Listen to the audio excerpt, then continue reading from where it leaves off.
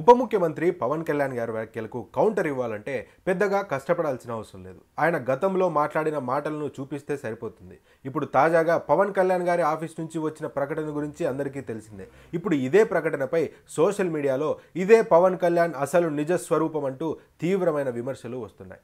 గతంలో వైఎస్ఆర్సీపీ అధికారంలో ఉన్నప్పుడు ఒక ప్రైవేట్ వ్యక్తి తన ప్రైవేట్ సొమ్ముతో సినిమా తీస్తే ఇందులో ముఖ్యమంత్రులను కలవాల్సిన అవసరం ఏముంది అంటూ ప్రశ్నించిన ఇదే పవన్ కళ్యాణ్ గారు ఇప్పుడు కూటమి ప్రభుత్వం ఏర్పడి ఏడాదైనా ఇంకా సినీ ప్రతినిధులు ముఖ్యమంత్రిని కలవడానికి రాలేదే అంటూ ప్రశ్నిస్తున్నారు.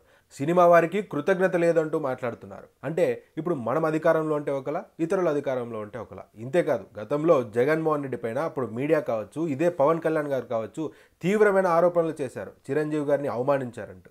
గతంలో జగన్మోహన్ రెడ్డి ముఖ్యమంత్రిగా ఉన్నప్పుడు సినిమా పెద్దలందరినీ పిలిపించి సినిమా టికెట్ల రేట్లు పెంచుతూ పోతే సినిమా చూడ్డానికి ఎవడు రాడు, కాబట్టి సినిమా బాగుండాలంటే టికెట్లు రేట్లు తగ్గించాలని చెప్పి కావాలంటే ఆంధ్రప్రదేశ్కి ఇండస్ట్రీని షిఫ్ట్ చేయండి, ఫ్రీగా స్థలాలు ఇస్తామంటూ మాట్లాడారు.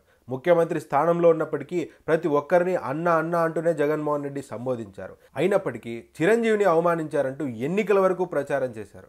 అసలు నిజానికి చిరంజీవిని అవమానించాల్సిన ఉద్దేశమే జగన్మోహన్ రెడ్డికి ఉంటే ముఖ్యమంత్రి స్థాయిలో జగన్మోహన్ రెడ్డి చిరంజీవిని తన ఇంటికి పిలిచి భోజనం పెట్టి కారు దగ్గర వరకు వచ్చి సాగరింపాల్సిన అవసరం ఏముంటుంది?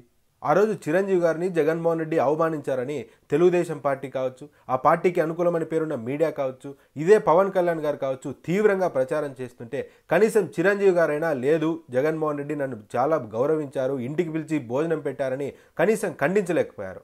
అప్పుడు అంత మాట్లాడిన పవన్ కళ్యాణ్ గారు ఈరోజు తన సినిమా విడుదల సందర్భంగా కావాలని థియేటర్లు బంద్ పెడుతున్నారంటూ ఊహించుకొని తన వ్యక్తిగత కక్షను ఇలా ముఖ్యమంత్రిని కలవడానికి రాలేదు, మీకు కృతజ్ఞత లేదంటూ ప్రకటనలు విడుదల చేస్తున్నారు. కానీ ఇదే పవన్ కళ్యాణ్ గారు గతంలో జగన్ నువ్వు ఎవరు, జగన్ నీ మంత్రులు ఎవరు, నీ ఎమ్మెల్యేలు ఎవరు అంటూ మాట్లాడారు. కానీ ఇప్పుడు ఆయన ప్రకటనలు దానికి పూర్తి భిన్నంగా ఉన్నాయి. మరి ప్రజలు కూడా ఎవరైనా ఊరికి ఆరోపణలు చేస్తే గుడ్డిగా నమ్మేయకూడదు.